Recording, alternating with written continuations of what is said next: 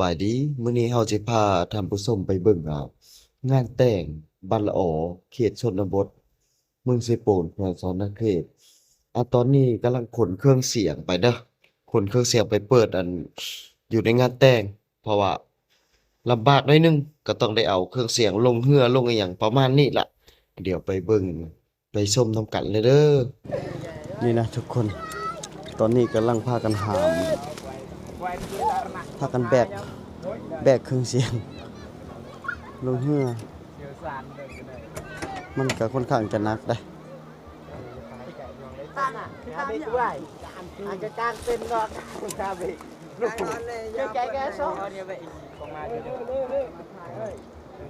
เอาแซงแล้วไหน มันหนักเด้อเบิ่งมันเบาๆเด้อจังนั้นนะ แซงเว้ยกรากเลยเยอะกรากini akan tay ini gua amet cho tốt đây kau jadi kami kau yang gini buai đây enggak menjak buai ke tengah teng hello bar lam bar nak lebon lo le chi cuy to thứ là bar nak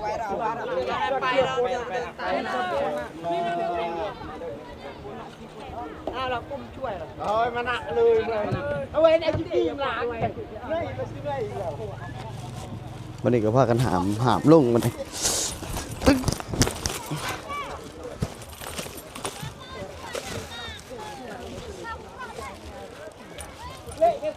วันนี้พากันเอาขึ้นบักบัน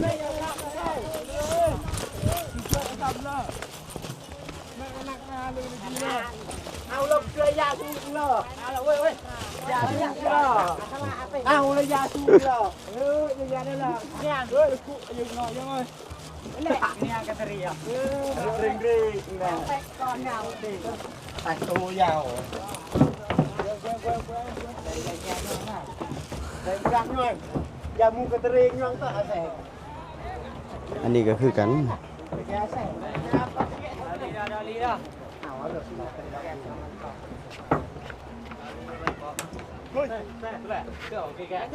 อย่างรุดออกเลยรุดออกเลยลุยยาวต่อแล้วเอาหรอดีกว่าหลับก่อนไปละไปละใส่ได้ละพอละอีกก็เราไม่เลยนะนกไข่โทรกับรถมอเตอร์ไซค์โตเอามา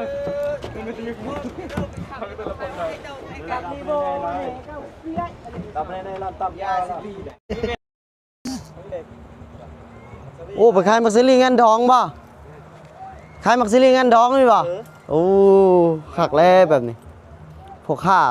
มักซิลี่ยามเนาะซอยดองน่ะเนาะแซ่บมอนน่ะซื้อซอยดองแหละมาตลาดกลางคืนคักได้เอาเครื่องของไปขายกันเด้อเปล่าชาวพันธุ์ไม่กี่ต่ออันไหนบ่แม่ชาวพันธุ์บ่ไปสิเต้เลยเจ้าคลองทะเลเด้สิไปซอยดองบ่เจ้าโอ้สิไปงานนั่นเนาะไปขายบ่ฮะน่ะมันสิไปขายเครื่องทั้งเต่าถ่านทั้งหยังปางบุญปางนึงนะ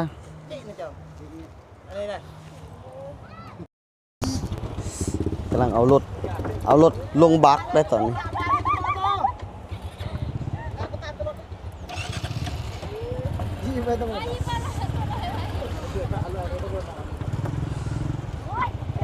บ่มีแห้งฮ้อนแห้งกินยกเลยเนาะปิ่นไปบ่มีแห้งเลยอายปิ่นมานี่โอ้ยบ่ได้นะแบบนี้เนาะ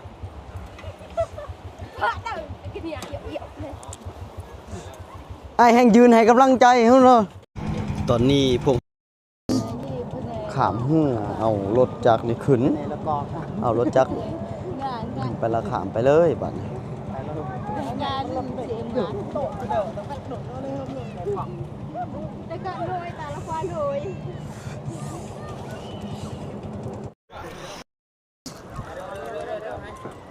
กำลังพากันหามตู้ขึ้น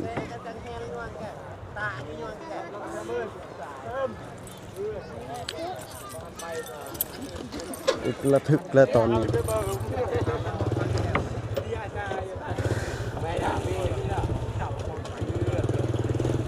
เ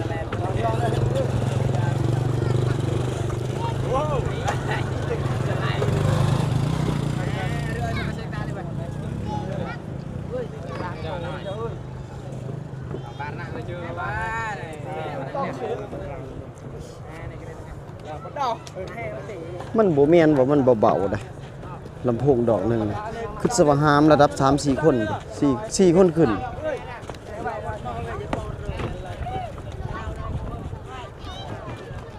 หมดแล้วนะวันนี้เนาะโอ้มันบ่แม่นว่ามันเบาๆเด้ออย่างนี้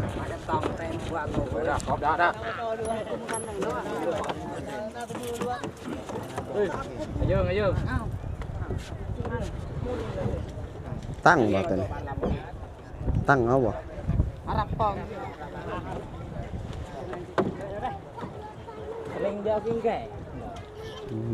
ยองถึงVai mày hôm chưa? Đây chủ chứ. À to phải đỏ này cái dao đỏ. Cái dao chua ếch thì nó một lần hòn. Sạt ơi. Giờ phi áo lực với dao cương tệ. อันนี้เป็นพวกแอมเป็นพวกคุมนักได้บ่เป็นเบาๆได้อันนี้แบบนี้แหละพี่น้อง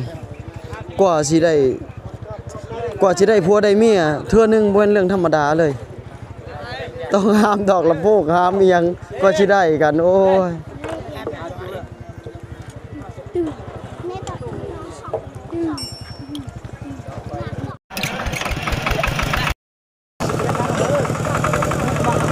เย็บต้องได้ยู่เว้ย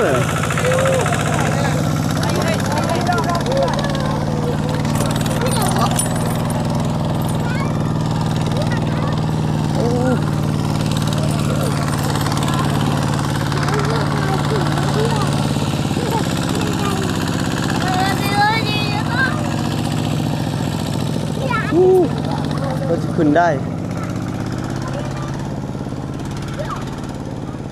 คันโบยูนี่ค่า 100% เลยค่านะมันเป็นดินทรายเลยมันลมคักติเลยอันนี้คือเป็นขั้นตอนการอันนั้นแหละคน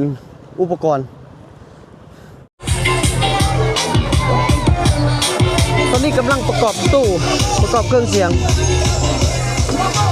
คนที่ต่อสายก็คือซาลี่เป็นคนต่อ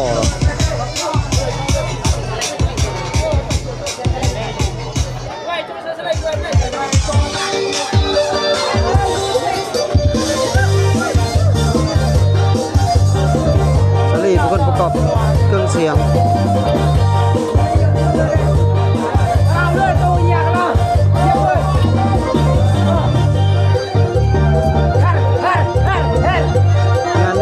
เป็นคนจัดการในงานนี้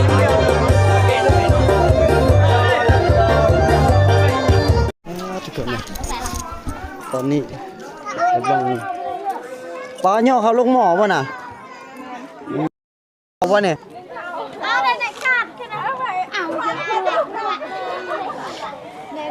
พากันนึ่งข้าวได้นี่กันหม้อน้ำ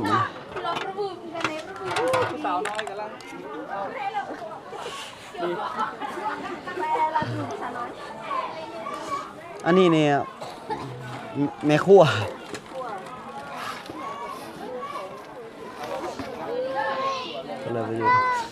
ผู้ใดเจ้าสาวผู้นี้บ่อันนี้บ่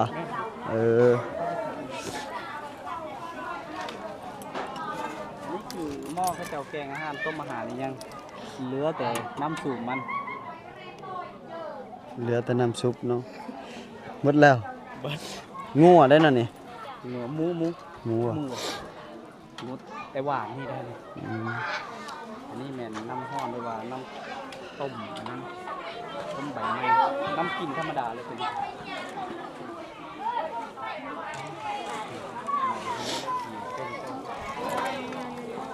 นี่เป็นเจ้าสาวเด้อนี่เจ้าสาวพากันกินข้าวเด้อบัดนี้เจ้าสาวนี่ผู้อ้อมกี่เล็กนะแม่นบ่เจ้านี่บ่ตัวก็ทำตาน่ะแม่นล่ะผู้นี้แหละซะ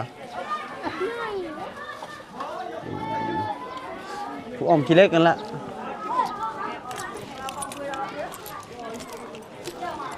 นี่นะต้นกล้วย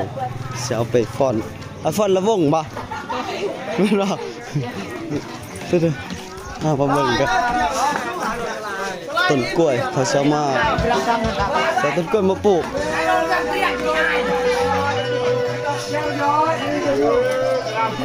ชาวบ้านเมืองลาวเปิดเลย สวนเมืองลาว ใครมาอยู่ดาวเพื่อนขโมยมัน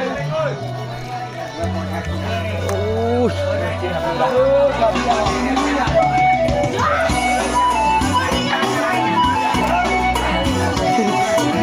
ฟังลงไปวันนี้ก็เจ้าก็คุดคุมแล้วก็จะเอาลงเจ้าตีต้นกล้วยคนเดียว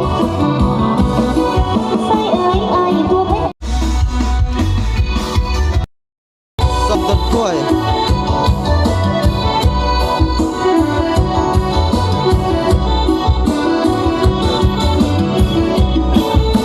เตรียมที่จะปลูกอ่ะ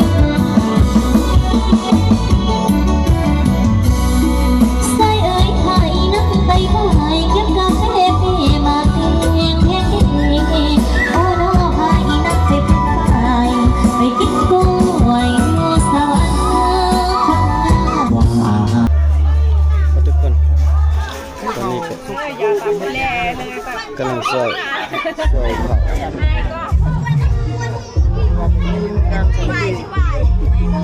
บ้านซอยกันลองฟังนั้น มันต้องซอยกันมันเป็นหมู่บ้านเด้ออ้าวบ่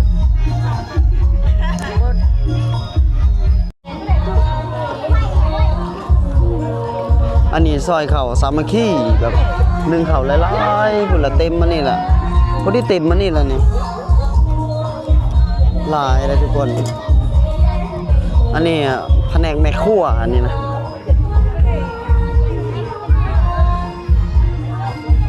เลยก่อนเนี่ย อันนี้ก็เป็นแล้วก็มาแพ็คเป็นถุงแล้วก็ยายแขกให้แขกกินบัดนี้นะ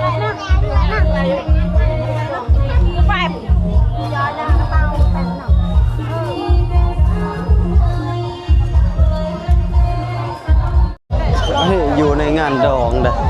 ตอนนี้อยู่ในงานแต่งว้าคนหลายแห่งกันเลยนะใช่เบิ่งอันนี้ก็เพิ่นกำลังพากันขายของกินเด้อว้าคนหลายขนาดเลยนะ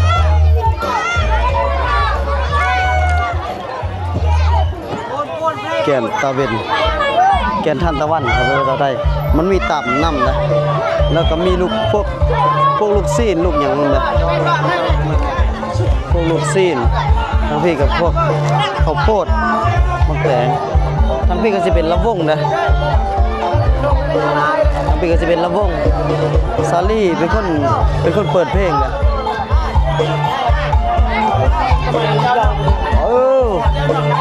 คักซาลี่เป็นคนเปิดเพลงนะเพิ่นเป็นผู้คุมเครื่องเสียงนะมื้อนี้ บันเนาะทางสาวนุ่มบัน ลองสูตร ละออเฮาเนาะ พี่น้องนะ ก็มาผู้ขอตอกแขกอาจารย์เนาะเจ้า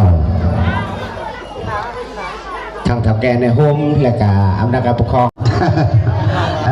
ทั้งทอรามเฮาก็ได้ ตอนนี้เพิ่นกำลังเฮ็ดพิธีสู่ขวัญเด้อทุกคน ทางทอรามเฮาก็นั่งรวมผ้าควันนั่นแหละเนาะทางทับแกเฮาก็ได้ชีวิตแบบนี้ฮะก็เห็นครั้งแรก เอามาดีทั้งก็เจ้าอยู่กลางเดินเลยได้ พอนักพิจงานเอาเปิดเนาะเพลงตาเกียบเลยเนาะเพลงยังไม่ยังมันเพลงอื่น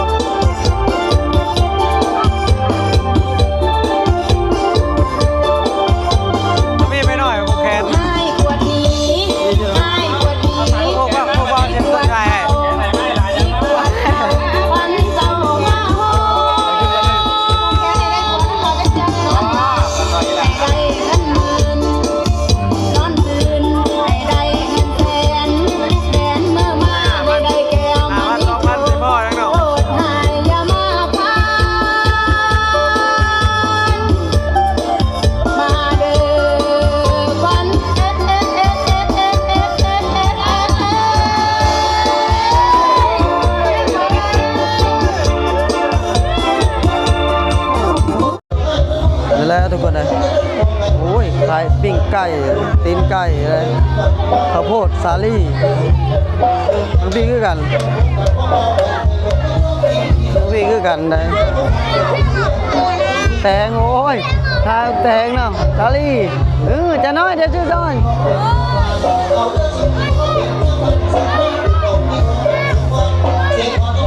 คนหลายเลยทุกคนคนเดียวหลายแห้งอันนี้อยู่หลังลำโพงเลยนะลุงพ่อแจ๋วสาวก็จะอยู่แบบน้ำหลังพากันกินน้ำซ่ากินอย่างแบบประมาณนี้นะคนหลายหลายแห้งคนนะ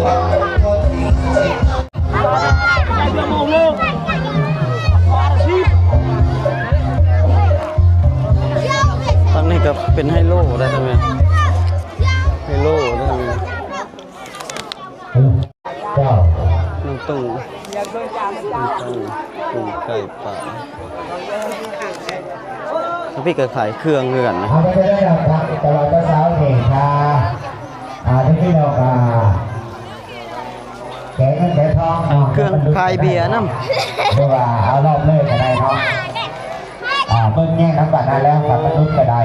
ำห่านขาดด้วยว่าหลายห่านอยู่ ออกมาเปิดหลอกประตูมาเลยมาฉันเนาะเจ้า แล้วพี่ก็กินเหล้ากินเบียร์มากันกินเหล้ากินเบียร์ให้กระจามครับโอ้ปิ้งอะไรหน่อยเนาะโอ้จามเลยเนาะเสียบขายไปนี่แหละสมว่างานดองปางหนึงเลยนะเอ้ยงานบุญปางหนึง เอาคอนเสิร์ตเด้อทางจังหวัดเจ้าสาวดิออกมาเลยบอกนี่ครบเรียบมาดิ ตอนนี้กำลังสิเจ้าบ่าว เอาไปเรียกทาง สิ ทีม ฟ้อน งานเฮา ฟ้อนละวงเด้อ ขึ้นเครื่องเชียงไรเด้อทางจังหวัดเจ้าสาวนี่ออกมาแล้วเนาะหรือว่าพ่อล่างออกไปนั่งเด้อบอก หรือว่าเจ้าภาพบอกก็ออกไปนำก็ได้เนาะพอน้ำกันม้วนน้ำกันมาสันเนาะ น้ำหนาวพาทางลูกหลานเนาะครูชมรมไม้มาสันเนาะหายสามลูกผู้ขึ้นมาสันเนาะ เป็นจริตมนต์มงคลน้ำกันมาสันเนาะเขาชกกับเราพี่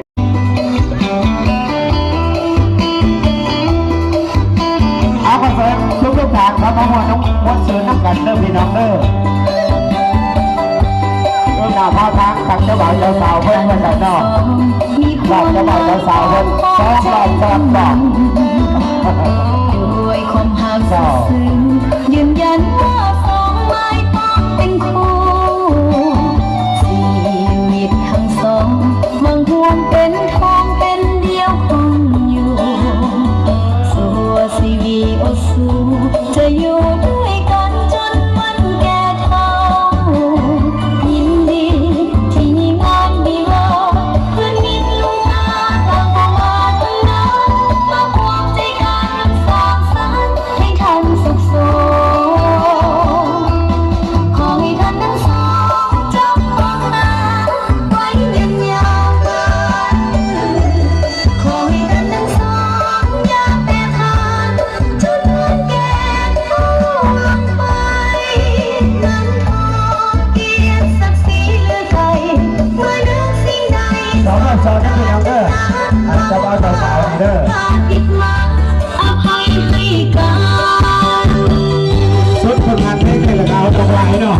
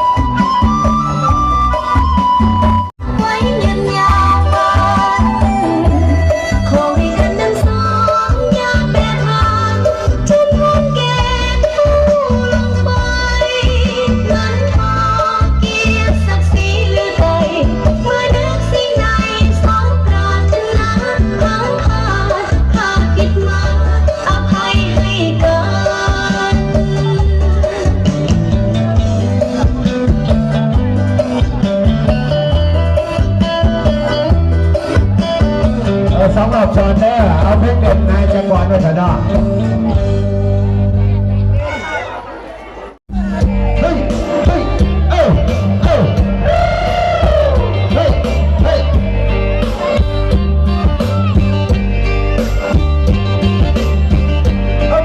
เฮ้ยเอ้า